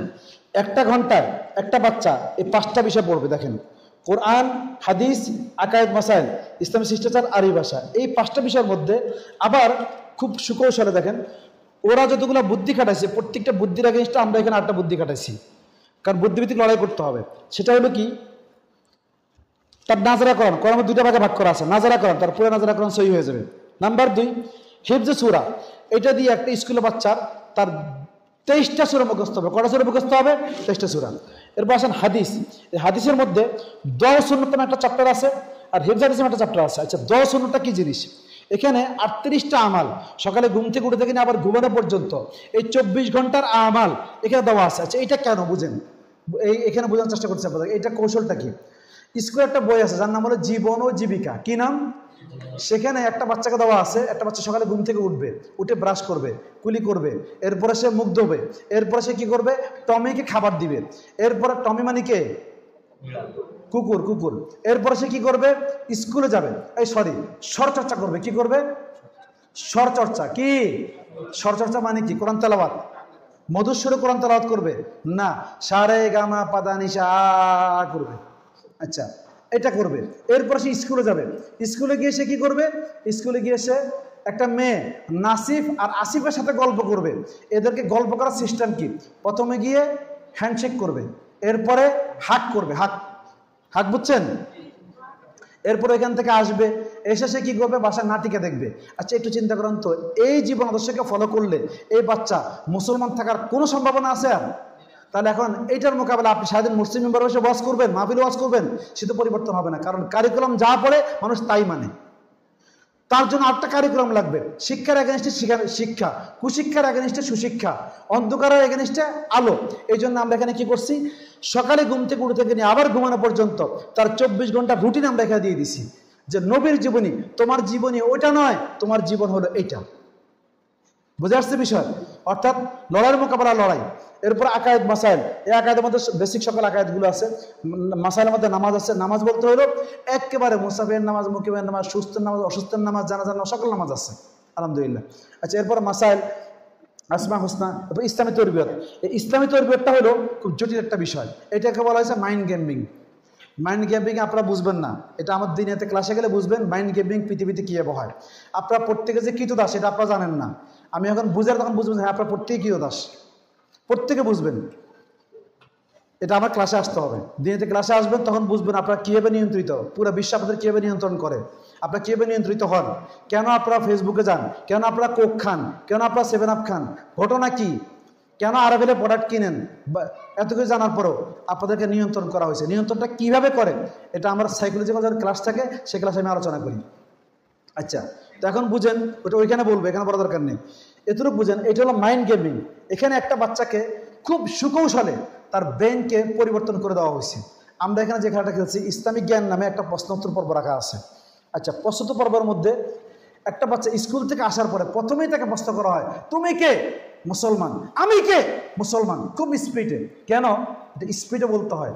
কারণটা হলো, একটা বাচ্চা স্কুলে যাওয়ার পরে তার ভিতরে এমন হীনমন্যতা ঢুকাই দেওয়া হয়, এই বাচ্চাটা টাই পড়তে পছন্দ করে, শার্ট পড়তে পছন্দ করে, জামা পড়তে পছন্দ করে না। এই বাচ্চাটা দাঁড়িয়ে উঠলে দাঁড়িয়ে রাখতে পছন্দ করে না, ঘরে নামাজ পড়ে সেখানে নামাজ পড়ে না। কারণটা কি? নিজেকে ভালো মুসলিম পরিচয় ইতস্তবোধ করে। কারণ হলো তার সাইকোলজিক্যালভাবে তাকে হীনমন্যতা ঢুকে দেওয়া হয়েছে। ধর্ম এটা পাওয়ারফুল জিনিস না। তাহলে এখন আপনাকে আবার আগের জায়গায় নিয়ে আসতে হবে। ধর্ম হলো গর্বের জিনিস। ধর্ম কিসের জিনিস? গর্বের জিনিস। বলো তুমি কে? মুসলমান। আমি কে? মুসলমান। অর্থাৎ বাচ্চা না স্পিডে বলে আর শক্তি চলে আসে। সেজন্য ওই যে যা করছিল এখানে শেষ হয়ে যায়। নাম্বার 2, প্রশ্ন আসে, আমাদের নবীকে মুহাম্মদ সাল্লাল্লাহু আলাইহি সাল্লাম, সর্বশ্রেষ্ঠ নবীকে মুহাম্মদ সাল্লাল্লাহু আলাইহি সাল্লাম, এরপর কোন নবী আসবে না। যদি কেউ দাবি করে সে মিথ্যাবাদী। কাদিয়ানি শেষ। এখানে কাদিয়ানি আমি নাম উল্লেখ করিনি, কিন্তু আমার কাম শেষ। আচ্ছা, ট্রান্সজেন্ডার সম্পর্কে, এবং ট্রান্সজেন্ডার সম্পর্কে এখন নার্স আপনারা করতে নিয়ে আসছেন। দিনিয়াতের সিলেবাস প্রতিনিয়ত আপডেট হয়। দিনের 4টা বৈশিষ্ট্য আছে সিলেবাসের। একটা হলো পুরো বিশ্বের জন্য সিলেবাস করা, নাম্বার 2 হলো শতভাগ মানুষের জন্য সিলেবাস করা, নাম্বার 3 হলো 200 জন গবেষক আলেম এবং চাইল্ড সাইকোলজিস্টকে বসে সিলেবাস করা, এরপরে নাম্বার 4 হলো প্রতিনিয়ত সিলেবাসকে আপডেট করা। এই 4টা সমন্বয়ে সিলেবাস তৈরি করা হয়। আর এই 4টাই কিন্তু ওরা সিলেবাস করার সময় একই পদ্ধতিতে আমাদের বিরুদ্ধে করছিল। এই জন্য আমরাও ওদের বিরুদ্ধে একই কাজ করছি। ওরা গবেষক টিম তৈরি করছে, আমরাও গবেষক টিম তৈরি করছি। আপনারা বোম্বে গেলে দেখবেন ওইখানে 200 জন আলেমকে রাখা আছে, বড় বড় আলেম, দারুল দেওবন্দের, নদরুল উলামা, সাহারানপুরের বিচক্ষণ আলেম। ওদেরকে রেখে কি করা, আমাদের মুফতি নোমান সাহেব আছেন, আমাদের দিনেতে জেন নায়েবে আমির, ওনার অধীনে 110 জন ছিল। ওইখানে বড় একটা বাংলো ভাড়া করে দিয়ে দেওয়া হয়, বড় বাংলো ভাড়া করে দেয়। 1 মাস 2 মাসের জন্য ওদেরকে আনা হয়, ওলামা একরামদেরকে এনে বলা হয় আপনার 2 মাস এখানে থাকবেন, ভিতরে সুইমিং পুল আছে, সব আছে। বিশ্বের বিভিন্ন সিলেবাসকে সামনে আনা হয়, গবেষণা করা হয় যে কোন সিলেবাসে কী কী দেওয়া হয়েছে, ওইটা প্রতিরোধে কী দিলে মুসলমানরা বাঁচতে পারবে, সামনে এনে গবেষণা করে পরে সিলেবাস তৈরি করে দেওয়া হয়। বর্তমানে আমাদের যে কারিকুলামে কী কী দুষ্টামি হয়েছে, এগুলো আমি আরও 1 বছর আগে যা আসবে এগুলো পাঠাই দিছি ইন্ডিয়াতে। এটা সফট কপি আমার কাছে আছে। যিনি ন্যাশনাল কারিকুলাম তৈরি করেন এবং যিনি বই ছাপান, আমাদের প্রফেসর হামিদুর রহমান সাহেব হজরতের এই মুরিদ, এই বেচারা গোপনে গোপনে আমরা দিয়ে সে জানলে তার চাকরি থাকবে না। কারণ এটা সরকার রাষ্ট্রীয় সম্পদ না, এটা তো কাউকে দেওয়া যায় না। ভাই এগুলো রেকর্ড করতেছেন, পরে আমার পুলিশে ধরে লয়ে যাব, ওই বেচারাও চাকরি যাব। আচ্ছা, এটা ফাঁসি দিয়ে ফেলবে, এটা মারাত্মক জিনিস। কি বেটার নাম? এই বেচারা 1 বছর সফট কপি এদের কাছে 8 মাস আগে দিয়ে দেয় গভর্নমেন্ট ইয়ের জন্য। তো ওই বেচারা সফট কপি যেদিন পায় ওই দিন আমার কাছে দিয়ে দেয় যে হুজুর আপনি আপনার কাম করে, আমি তো এখান থেকে কিছু করতে পারবো না। আল্লাহ কত বুঝাইতে রেখে দিয়েছে, আপনার বুঝবেনও না। কাজ করতে নামেন, সব জায়গায় সহযোগিতা পাবেন ইনশাআল্লাহ। কালকে আমি আলোচনা করতেছি, ওইখানে একজন সাহেব হুজুর আমি ন্যাশনাল কারিকুলাম মেম্বার ঢাকা আলিয়ার হুজুর এই যে ট্রান্সজেন্ডার নিয়ে আমি চেষ্টা করছি, কিন্তু আমাদেরকে তো কোনো পাত্তা দেয় না, তো কি করতে পারি? তো আমি ওনার সঙ্গে বসছি, কিছু বুদ্ধি দিছি ওনাকে। আমি নফলের কাছে গেছিলাম, তো নফলের সাথে কি কথা হয়েছে ওনাকে বলছি এভাবে কাজ করেন।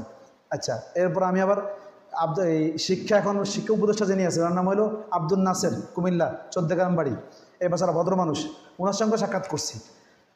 সবাই তো আন্দোলন স্লোগানকে বড় কিছু মনে করে, কিছু মানুষ যাদের নিজের জীবনের গোপনে গোপনে কাজ করে, এটা এদের জীবন মিশন, এটাই এদের, আর কোনো মিশন নেই। শিক্ষামন্ত্রী হওয়ার পরে সর্বপ্রথম যে লোকটা তার সঙ্গে দেখা করছে, লোকটা নামকে আমি আর একজন যোগান্তর সম্পাদক, 2 জন সর্বপ্রথম যে দেখা করছে গিয়ে। আপনারা নাস্তিকগুলোর দেখা করতে গেছেন কি জন্য? আমি দেখা করতে গেছি আমার মিশন নিয়ে। তাকে আমি তার সঙ্গে লড়াই করে টিকবো না, আমি তার থেকে আমি কাজ উদ্ধার করে নিতে হবে, এটা হলো আমার মিশন। আচ্ছা, বুঝলেন তো? এখানে বিষয় হলো যে এইভাবে বিষয়গুলো। আচ্ছা, এই ইসলামিক জ্ঞান যেটা করলাম, এরপর দেখেন সিরাত, এটা দিয়ে নবীর জীবনী কেন দেওয়া হয়েছে, সাহাবায়ে কেরামের জীবনী কেন দেওয়া হয়েছে। স্কুলের মধ্যে রবীন্দ্রনাথের জীবনী আছে, ওই কি রানী শঙ্করের জীবনী আছে, অমুকের জীবনী দিয়ে বোঝানো হয়েছে যে এরা তোমাদের মডেল। এই জন্য রবীন্দ্রনাথের গানের বিকৃত হলে সবাই চিল্লায়, মোহাম্মদ রসুল্লাহ হাদিস বিকৃত হলে কেউ চিল্লায় না, কারণ মোহাম্মদ রসুল্লাহর জীবনী কেউ জানে না। এই জন্য আমরা এখানে এই জীবনে দিয়ে ওই জীবনে মোকাবেলা করছি। রবীন্দ্রনাথ তোমাদের মডেল না, তোমাদের মডেল মোহাম্মদ রাসূলুল্লাহ সাল্লাল্লাহু আলাইহি ওয়াসাল্লাম, তোমাদের মডেল হলো সাহাবায়ে কেরাম। বুঝে আসছে? এরপর দেওয়া হয়েছে আরবি ভাষা। এই সকল কিছু মাত্র কতক্ষণ পড়বে? মাত্র 1 ঘন্টা, বেশি না, মাত্র 1 ঘন্টা। আমরা মক্তব ভিত্তিক কাজ করতে পারি, আমরা ভিত্তিক কাজ করতে পারি, স্কুল ভিত্তিক। দিনিয়াত 4 জায়গায় কাজ করে। কয় জায়গায় কাজ করে? 4 জায়গায়। দেখেন প্ল্যানটাও বলে দিব, আপনারা বিচক্ষণ মানুষ। দেখেন দিনিয়াত আমি বলি কেন কাজ করতে হবে। 4টা জায়গা। 1 নম্বর হলো স্কুল ভিত্তিক, নাম্বার 2 হলো মসজিদ ভিত্তিক, নাম্বার 3 হলো আপনার এই মাদ্রাসা ভিত্তিক, নাম্বার 4 হলো দিনিয়াত সেন্টার ভিত্তিক। আচ্ছা এখন আসেন কৌশলটা কি, এটা কেন? বাংলাদেশে আমি একটু কি বলছিলাম 5.5 কোটি 4.5 কোটি বাচ্চা স্কুলে যায়, তাই না? মনে আছে আপনাদের কথাটা? এদেরকে রক্ষা করার জন্য আমাদের সবচেয়ে বড় হাতিয়ার কি? সবচেয়ে প্রধান হাতিয়ার, প্রথম কাজ হলো বাংলাদেশে 3,35,31,31,125টা কি আছে? মসজিদ আছে। আমরা যদি প্রত্যেকটা মসজিদে 125 জন বাচ্চাকে টার্গেট করে পড়াইতে পারি প্রত্যেকটা মসজিদে, তাহলে আমি 5.5 কোটি বাচ্চাকে একই সঙ্গে দিন দিয়ে ফেলতে পারবো ইনশাআল্লাহ। কত কোটি বাচ্চা? 5.5 কোটি বাচ্চা। কত কোটি বাচ্চা বললাম? 5.5 কোটি বাচ্চা। আচ্ছা আসেন নাম্বার 1। নাম্বার 2, আমরা পারলে ইসলামিক স্কুল করব, চেষ্টা করব। দেখেন স্কুলের 3টা ধরন হয়, একটা হলো মুসলিম স্কুল, একটা ইসলামিক স্কুল, আর একটা ইসলামাইজেশন স্কুল। 3 ধরনের স্কুল হয়। মুসলিম স্কুল বলা হয় যেটার মধ্যে ছাত্র মুসলিম, শিক্ষক মুসলিম, কারিকুলাম অন্য করে, এটা হলো মুসলিম স্কুল। আর ইসলামিক স্কুল বলা হয় যেখানে শিক্ষকও মুসলমান, কারিকুলামও ইসলাম, আর এই বাচ্চারাও কি মুসলিম। আর ইসলামাইজেশন স্কুল কোনটা? এটা হলো কারিকুলাম ন্যাশনাল, সঙ্গে খালি ইসলামকে অ্যাড করে দেওয়া হয়েছে। আর এখন বর্তমান যে প্রেক্ষাপট, এই প্রেক্ষাপটে যেহেতু 4 কোটি বাচ্চাকে একই সঙ্গে দৈনিক নাস্তিকবাদ শেখানো হচ্ছে, সেহেতু এখন এমার্জেন্সি মুহূর্ত। কি মুহূর্ত? এমার্জেন্সি মুহূর্ত। কোনো মানুষ আগুনে পড়ে গেলে ওই মুহূর্তে কথা বলা হয় না যে বালতি বানাও তারপরে আগুন পানি নিবাও, এটা বলে না। বলে হাতের কাছে যেটা আছে এটা দিয়ে কি করো, এটা দিয়ে কি করো, আগুন নিবাও। এটা কেউ করে না যে আমি ট্রেন লাইন বানাবো, তারপর ট্রেনে চড়বো, এরপরে গন্তব্যস্থলে পৌঁছবো। এরকম চিন্তা করলে আমাদের হুতে মাথা ব্যথা এই চিন্তাটা সবচেয়ে বেশি, এই জন্য আমরা পিছিয়ে যাই। সবাই কয় আমার নামে হইতে হইব, আমার নামে হইতে হইব। একটা আপনার নামে হইতে হইব কেন? দুনিয়ার সব কোরআন কি আপনার নামে বানাতে পারবেন আপনি? আপনার নামে কি হইতে হবে? বাদ দেন না এগুলা। সবাই এখানে আমার নামে হইতে হইব, আমি শেখ আমার নামে হইতে হইব, আপনার নামে বাদ দেন। দেশে এখন আগুন লেগে গেছে, নাস্তিকবাদ শুরু হয়ে গেছে। হাতের কাছে যা আছে তা নিয়ে আগে আসেন, আরও বাঁচার উপায় নেই। আপনারা 1 বছর পরও টিকতে পারবেন না, জটিল অবস্থা সামনে। এখন আপনাদেরকে এখন কি করতে হবে? যা আছে তা নিয়ে নামতে হবে। এই জন্য আমরা মসজিদ ভিত্তিক কাজ শুরু করবো। স্কুলের মধ্যে ইসলামী স্কুল পারলে তো করবো, এটা করতে গেলে সময় লাগবে, জমতে সময় লাগবে, অনেক বিষয় আছে। তার চেয়ে সহজ হলো কি যে কিন্ডার গার্ডেনগুলো আছে, 1,35,000 কিন্ডার গার্ডেন বাংলাদেশে আছে। কত? সরি 1,14,000, যেটা আগে বলছিলাম। আপনারা মনে রাখেন না কেন? আমি ভুল বলছি, আপনারা ভুল বলে ফেললেন আবার। 1,14,000, 1,14,000 কি আছে? কিন্ডার গার্ডেন আছে। এই 1,14,000 কিন্ডার গার্ডেনে যদি আমরা কি করতে পারি, স্যারদেরকে বুঝাইয়া ক্লাস ভিত্তিক, যেহেতু এটা 1 থেকে একবার ক্লাস 10 পর্যন্ত আছে, মাস্টার পর্যন্ত আছে, টেনশনের দরকার নাই, আমরা 5 পর্যন্ত পড়ার ব্যবস্থা করে দিতে পারি, তাহলে কি হবে? এই বাচ্চাগুলো যাই পড়ুক না কিছু মুসলমান থাকবে, এটা জরুরি। তো এটার জন্য যদি আমরা এরকম করি, তাহলে আমরা 2,75,00,000 বাচ্চাকে সর্বনিম্ন, এটা হলো সর্বনিম্ন, 2,75,00,000 বাচ্চাকে আমরা দিন দিয়ে ফেলতে পারবো ইনশাআল্লাহ। যদি এরপরও পারলাম না, আসেন 3য় অপশনে যাই। মানে কোনো ফাঁক ফোকর রাখা যাবে না। আমাদের যে মাদ্রাসাগুলো আছে, প্রত্যেকটা মাদ্রাসার মধ্যে একটা করে রুম রাখি, যার নাম থাকবে দিনিয়াত বিভাগ। কি নাম থাকবে? বিভাগ। ফেনী জামিয়া রশিদে দেখবেন সেখানে দিনিয়াত বিভাগ আছে, সেখানে 700 বাচ্চা পড়ে, 700 বাচ্চা। ফেনী জামিয়া রশিদের আশপাশে 62টা মসজিদ, প্রত্যেক মসজিদ দিনিয়াত চলে। এবং এই রমজানে ওনারা 700 মসজিদে হাফেজে কোরআন দিবে। এই 700 মসজিদের মধ্যেই রমজানে যে দিনিয়াত কোর্স আছে, রমজান কোর্স 24 ঘন্টা কোর্স, এটা শুরু হবে ইনশাআল্লাহ। এই 28 তারিখে আমরা সেখানে যাবো। আবার গোপালগঞ্জে একটা ছেলে, মাত্র একটা ছেলে 1400 মানুষকে কোরআন শিখিয়ে ফেলছে এক রমজানে। এই রমজান তারা টার্গেট দিছে বঙ্গবন্ধুর মাজারের পাশে পর্যন্ত আলহামদুলিল্লাহ দিনিয়াত চলে, টেনশন দরকার নেই। বুঝে আসছে? এরা চাইছে মিটায় ফেলবো। তো আমি মিশন নিয়ে গেছি, আমি এখানে তার কবর জিয়ারত করছি, বুঝাই আইছি, তারপরে গিয়ে ওখানে শুরু করে দিয়েছে আলহামদুলিল্লাহ। এখন সেখানে 70 জন 72 জন বাচ্চা পড়ে আলহামদুলিল্লাহ। মিটায় ফেলবে? পারবে না ইনশাআল্লাহ। কোথায় যে হাজির হবে কেউ বুঝবে না। আমরা আমাদের কাজ করব, আমরা খালি কই ইহুদি নাসারা চক্রান্ত করে, বা ইহুদিরা চক্রান্ত করা ওদের কাজ, এটা ওদের কাজ দিয়ে ব্যস্ত আছে। আপনার কাজ ছিল ওই ওদেরকে রক্ষা করা, মুসলমানকে রক্ষা করা, সেটা আপনি করেন না, খালি দোষ দেন কি ইহুদি নাসারা চক্রান্ত। আপনাদের কাজ ছিল রক্ষা করা, রক্ষা করেন, রক্ষার বিষয়ে নেমে আসেন, ইনশাআল্লাহ কাজ হবে। এরপর আসেন সামনে যে কি আমরা যদি এরকম মাদ্রাসাগুলো ভিত্তিক কি করতে পারি, একটা করে দিনের বিভাগ খুলতে পারি। 40,000 মাদ্রাসায় 40টা বিভাগ খুললে ইনশাআল্লাহ আপনার কাছে কি মনে হয় আমরা 70 লক্ষ মানুষকে দিন দিয়ে ফেলতে পারবো। কত লক্ষ মানুষ? 70 লক্ষ। আমার কাছে ক্যালকুলেশন সহ আছে, আপনি টেনশন করেন না। ওরা ভিশন 30 ঘোষণা করছে না, আমি ভিশন 10 ঘোষণা করছি। ভিশন 10 কীভাবে হবে, কেমনে হবে, আমি সব এখানে আমার প্ল্যান সাজানো আছে। প্ল্যান ছাড়া নামি নেই, টেনশনের দরকার নেই। বলে খুব ঠান্ডা মাথায় প্ল্যান করছি, বসে বসে কষে কষে প্ল্যান করছি। একার মাথা না, এখানে অনেক বুদ্ধিজীবীর মাথা আছে এখানে, বুঝে আসছে? প্ল্যান করে কাজ করতে নামছি। ওরা ভিশন 30 আর আমাদের ভিশন 10, কারণ আমরা তো আল্লাহ এক করলে 10 দিবে। তো আমার 10 বছর করলেই তো ওদের কত বছর শেষ? ওদের 100 বছর শেষ। টেনশন দরকার নেই আমার। এই জন্য আলহামদুলিল্লাহ দিনিয়াত যে কাজ করছে এটা 100 বছরের কারিকুলাম তৈরি করে দিয়ে গেছে দিনিয়াত, আলহামদুলিল্লাহ। আর দিনিয়াতের প্রধান যিনি হাজী রফিক সাহেব, উনি বলছেন, আমার হজে দেখা হয়েছে, বললো মুফতি সাহেব দোয়া कीजिए, अगर अल्लाह मुझे बाकी 10 साल बाकी रखे ना तो मैं 100 साल का काम करके जाऊंगा इंशाल्लाह। আল্লাহ আমার গেলে 10 বছর টাকা রাখলে দোয়া করো, আমি আর 100 বছর কাজ করে যাবো ইনশাআল্লাহ। 200 বছর। কারণ 200 বছর কেন জানেন? এটা বলি। 200 বছর হলো মাদানী রহমতুল্লাহ আলাইহি বলছেন, ইহুদিরা কোনো কাজ করা 200 বছর আগে প্ল্যান করে, তারা কি করবে? খ্রিস্টানরা কোনো কাজ করা 100 বছর আগে প্ল্যান করে, তারা কি করবে? আর হিন্দুরা কোনো কাজ করা 50 বছর আগে প্ল্যান করে, তারা কি করবে? আর মুসলমানরা কোনো কাজ ঘটে যাওয়ার 25 বছর পরে চিন্তা করে কেমনে হয়েছে এটা। যার প্রমাণ আপনারা। এই কথাগুলো, এই যে কারিকুলাম এরকম হয়ে গেল, 9 থেকে এ পর্যন্ত হয়ে গেল, আপনাদের কারো কাছে কোনো খবর নেই। সালমান নিজের থেকে না আসলে আপনারা কেউ শুনতেন না এটা। আপনাদের টাকা দিয়ে কি জানি ওয়াজ শুনেন, আমরা তো টাকাও দিবেন না আপনারা, আর টাকা দেওয়ার ক্ষমতা আপনাদের নাইও। আমি বলি যদি আমাকে টাকা দিতে হয় তাহলে আপনারা আমাকে, আমি মাসে যা ইনকাম করি তার চেয়ে বেশি দিতে হবে। তো আমার একটা ক্লাসের দাম হবে, আমি মাসে ইনকাম করি যে পরিমাণ, এটা আপনার পুরো এই মাদ্রাসার এক বছরের বাজেট। তা আপনারা দিতে পারবেন না, সেটা সে করে লাভ নাই। আমার বছরের দিনিয়াতের বাজেট হলো 3 কোটি টাকা খরচ করি আমি দিনিয়াতের পিছনে, আলহামদুলিল্লাহ। বছরে 3 কোটি টাকা খরচ হয় আমার খালি এক দিনিয়াতের পিছনে। আমার বাৎসরিক বাজেট এটা, তবু হয় না। তারপর আমরা কি দিবেন? আমার নেওয়া দরকার নেই, আমি দিতে আসছি আপনাদেরকে, এগুলা নেন, একটু ফিকির করেন, আপনারা হিম্মত করেন যে কাজ করবেন ইনশাআল্লাহ। এই জন্য বললাম যে কি দিনিয়াতের এই যে কারিকুলামটা, প্রত্যেকের জন্য কারিকুলাম তৈরি করা আছে, মক্তব ভিত্তিক আছে, স্কুল ভিত্তিক আছে, সবার জন্য আছে। আচ্ছা কেউ মনে করেন বললো হুজুর আমরা বাচ্চা তো শিখলাম, বয়স্করা কীভাবে শিখবো? এই বয়স্কদের জন্য কারিকুলাম তৈরি করে দেওয়া আছে। বয়স্কদের কারিকুলাম নারী পুরুষ দুটোটাই আছে এখানে, বয়স্কদের কারিকুলাম, এটাও 1 ঘন্টা মাত্র। যে কেউ বললো হুজুর আমি তো সারা বছর সব দিন শিখতে পারবো না, আমি কি করতে পারি? আমার কাছে 40 দিন সময় আছে, মানে এসএসসি পরীক্ষার পরে। ওদের জন্য দিনের কারিকুলাম তৈরি করে রাখছে, 40 ঘন্টার কারিকুলাম। কয় ঘন্টার? 40 ঘন্টা দিলেই সে দিন সব বুনিয়াদি দিন মোটামুটি শিখে যাবে, মাত্র 40 ঘন্টা দিলে। আচ্ছা কেউ বললো আমার 40 ঘন্টা সময় নেই, রমজান আসছে, রমজান, এই রমজানে আমাদের কাছে সময় আছে 25 দিন। আমরা বললাম ঠিক আছে, আপনাকে আমরা 24 ঘন্টার কোর্স দিলাম। কয় ঘন্টার কোর্স? 24 ঘন্টার কোর্স।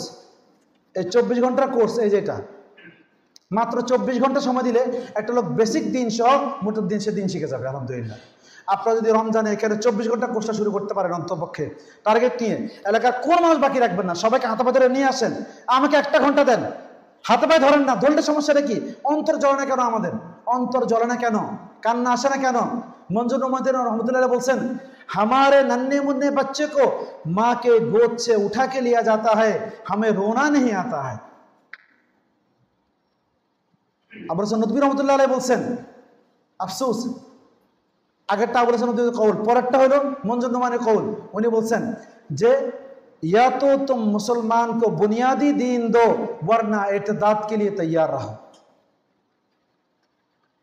इर्तिदाद के तैयार रहो। ভাই আপনারা ফারেক হয়ে গেছেন, চলে যাবেন এলাকাতে, হজরত পড়ে আসছেন শেখ আমাদের সাইদ পালনপুরি সাহেব রহমতুল্লাহ আলাইহির কাছে হজরত পড়ছেন। আমি এটা বলিনি, উনি কিন্তু মাঝখানে আপনাদের এই ওস্তাদ বাংলাদেশে একমাত্র ব্যক্তি যিনি দিনিয়াতে প্রশিক্ষণ দিয়েছেন ইন্ডিয়াতে এবং সনদপ্রাপ্ত ব্যক্তি। ওনার কাছে সনদ আছে, আর কারো কাছে সনদ নেই।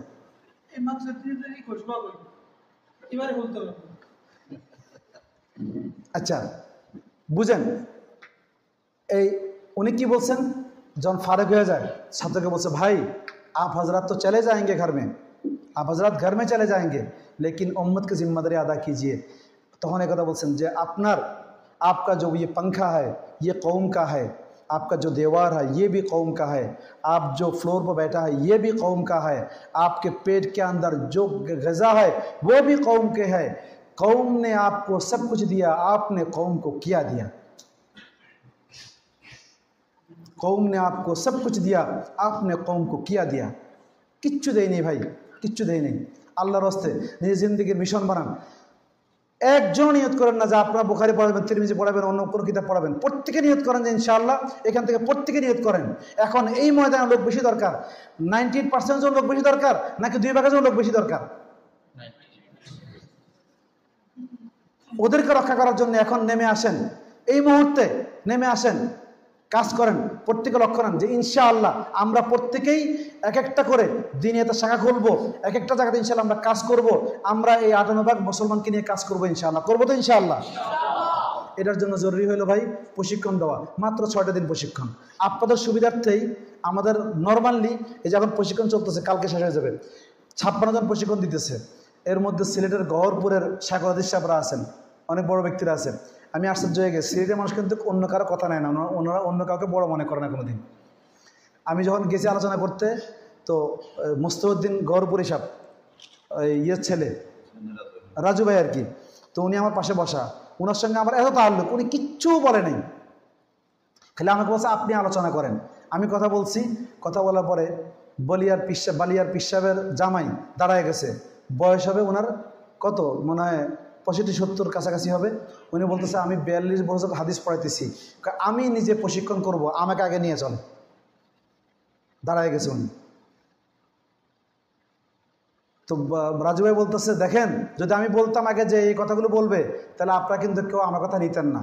এখন দেখেন কি মনে হয়।